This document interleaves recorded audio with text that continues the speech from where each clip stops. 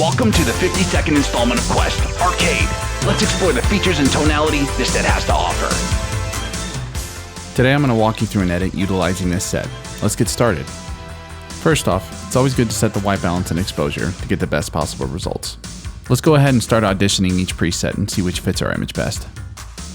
Arcade captures that very distinct retro-futuristic vibe with a focus on emulating analog technology from the 80s. This isn't the flashy neon-soaked version of the 80s you've seen everywhere. It's a faithful living emulation of how the decade's video technology truly looked and felt. I've gone ahead and chosen Warmageddon as my core. Now I'm going to go ahead and utilize some of the power-ups. Cosmo Glow should give me a nice glowing dreamy effect, and I'll make sure to dial it in with the amount slider.